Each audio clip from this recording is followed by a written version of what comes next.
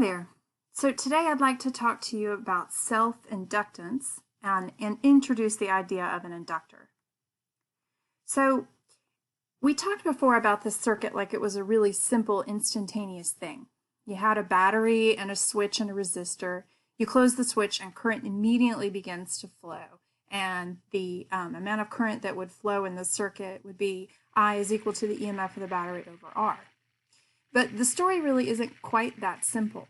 In fact, if you were to plot what the current looked like with time in this circuit, it wouldn't jump from nothing to EMF over R immediately. It would ramp up to that value over a period of time. And the reason for that is the idea of self-inductance. So the current is going to start from zero when you close the switch and increase. And as that current increases, what happens is, of course, the wires within the circuit create magnetic fields. And then the magnetic fields pierce the plane of your loop of current. So what happens is you've got a back EMF that's generated because of the increasing flux of the magnetic field through the plane of the circuit. The direction of the induced EMF in the circuit is going to oppose the direction of the EMF in the battery. In other words, it's going to generate a small induced current that opposes the direction of I labeled here with the purple arrows. Since it opposes the direction, we often call it a back EMF. Now, this idea was first introduced by Joseph Henry, who lived in the 1800s. He was an American physicist, and the SI unit of inductance, the Henry, is named in his honor. And what I just described is called self-inductance. There's also mutual inductance, but we'll cover that in a later lecture. The induced EMF, or the back EMF, is always proportional to the time rate of change of the current.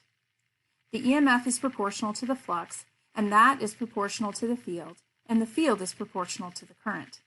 So we can write that the back EMF, or the self-inductance here, is equal to minus L times di dt. L is going to be a constant of proportionality called the self-inductance of the coil, or whatever circuit you've got, and it depends on the geometry of the object and its physical characteristics, such as the number of turns, for example. You can find the expression for the self-inductance of an object using L is equal to N times the number of turns times the flux through one turn divided by the current. And then this, according to the previous equation, is equal to negative back EMF over di dt. So the inductance is a measure of the opposition to a change in the current. And like I said on an earlier slide, that unit is the Henry, which is abbreviated with a capital H. And if you do some dimensional analysis here for L, on the right-hand side you can see that you have basically a voltage divided by di dt. The units of di dt would be amps per second. And so 1 Henry is 1 volt second per amp. I know, the units in E&M are pretty weird, but it'll work out, I promise.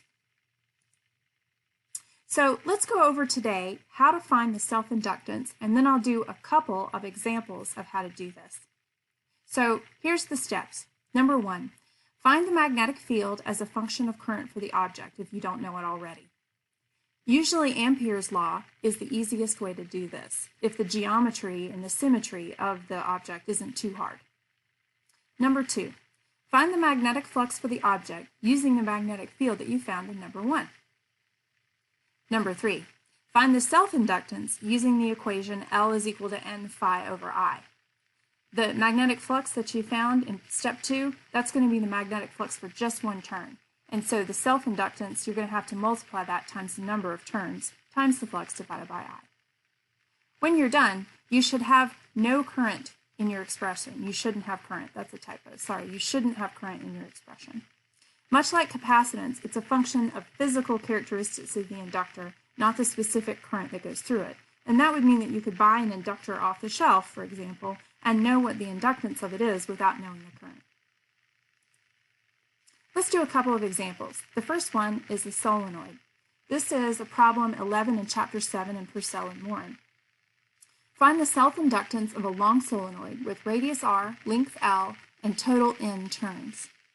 Now, I'm not going to go through how to solve for the magnetic field of a solenoid again. We did that in a previous lecture, so I'm just going to quote it right now.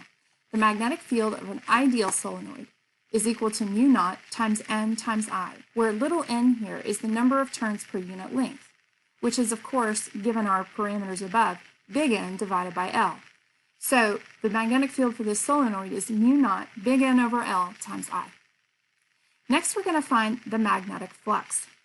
Okay, the cross-section of a solenoid is a circle, right? And so what we've got here is the flux is B dot A.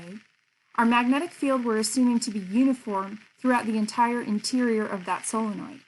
And so it's going to be mu naught N over L times I times the cross-sectional area of our solenoid, which is pi r squared, where r is the radius of our solenoid. So that gives us a magnetic flux of mu naught N over L I times pi r squared. Now we're going to plug that into the equation here. L is equal to N phi over I.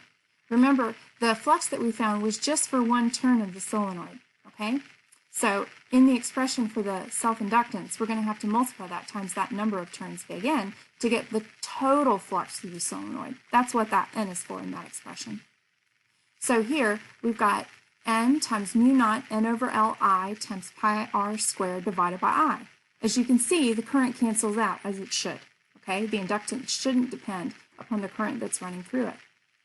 Then that ends up with a self-inductance expression of mu naught N squared pi r squared over L. Now, as you can see when you analyze this, this only depends on the geometry of the object and the number of turns. Okay, that was example 1. Let's do another one. This is self-inductance of a toroid. Specifically in this case, we're going to do a rectangular toroid, like the one shown here in a picture. Now, if you're not familiar with toroids, what a toroid means in electricity and magnetism, at least, is basically a donut-like shape, right? So you have a donut and you wrap wire around it. So here, our toroid has a rectangular cross-section. They don't have to. They can look like a regular donut and have a circular cross-section or a square cross-section or whatever shape you'd like. But the problem that we're going to work has the rectangular cross-section. The height of our little rectangle in the rectangular cross-section is going to be h. And the inner radius of our toroid from the center to the inner radius here is a, and then to the outer radius is b. And of course, b is greater than a. And we're going to say that our toroid has n turns. All right, so I don't believe that we've done the magnetic field of a toroid before in our class, so I'm going to derive that here with Ampere's law. Remember, Ampere's law in its integral form says that the integral about the closed loop of B dot ds is equal to mu naught times the current enclosed by that loop. So looking top down on our toroid, you can see that I've drawn the Amperian loop here, or borrowed this image really from hyperphysics, with an Amperian loop in a blue dashed line here, okay? Now, the magnetic field, if you can think of a toroid kind of like a solenoid that you wrapped around on itself, then that makes a lot of sense here. The magnetic field is going to make circles, and it's going to follow the path indicated by my Amperian loop here. Remember, the magnetic field of a solenoid is straight up through the solenoid, so if you wrapped it around on itself, you'd have a toroid, so it kind of makes sense the magnetic field would point this way. So if you do that line integral, you're going to have that constant magnetic field all along your Amperian loop, so you can pull that out, and then you're just walking around that circle. So your Amperian loop integral here, B dot ds, should just be B, whatever the magnetic field is, but it's going to be constant along our path, times 2 pi r, which is the length of our path, okay, the circumference of that circle. Now that's going to equal to mu naught times I enclosed. Now if you think about it, on the inside here, you can see that you've got, if you wrap it n times, n wires, and they're all carrying a current I, whatever the current is. So the enclosed current would be mu naught times n times I, okay? So pause the video and think that through if you need a second. Otherwise, let's move on, and we'll use this equation now to solve for B. B would be equal to mu naught Ni over 2 pi r. So that's the magnetic field for our toroid. Okay, next we're going to find the flux. To do this, it's helpful to look at the cross-section. Remember, our cross-section is a rectangle. The height of our rectangle is h, and the width of our rectangle will be b minus a here, okay? So what we're going to do is we're going to calculate the flux. Now, our magnetic field, unlike in our solenoid example from the previous problem, our magnetic field is not a constant all throughout this shaded region. It's not. It's going to vary as radius. Okay, so as you walk to the right here, for example, from A to B, your magnetic field will get weaker as 1 upon r. So that means that we actually have to perform this integration. So we have B dot dA, and we're going to integrate over r and over h. Okay? So the limits of our integration will be from 0 to h in the vertical direction and from A to B in the horizontal direction. Our magnetic field will plug in mu naught Ni over 2 pi r, and then we'll do dH dr. Now it doesn't depend on h, our magnetic field, so we're just going to integrate dH from 0 to h, and we get h. But it does depend upon r. So you've got mu naught Ni over 2 pi r dr, and then when you integrate that, you get mu naught Ni over 2 pi times the natural log of r, which you then evaluate from A to B. So when we get our flux, we end up with mu naught NIH over 2 pi times the natural log of B over A. Because, of course, you'd have ln of r, and then that would be ln of B minus ln of A. And according to the rules for natural logs, when you subtract them, that ends up being a ratio of the argument. Okay? Yet again, if you need to pause the video for a second to make sure that you can follow my math, please do so. Now that we have our flux, we're going to plug it into the equation.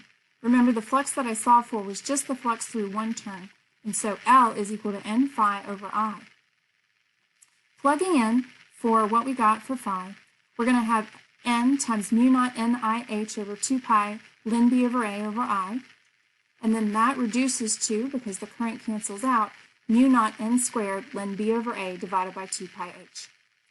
So yet again, you can see that this depends only on the geometry of the object and the number of turns of the object. Okay, so that's what self-inductance is. We also covered the units of inductance, the Henry, and we covered how to find the self-inductance given the geometry of an object. Let me know if you have any questions, and I'll see you around.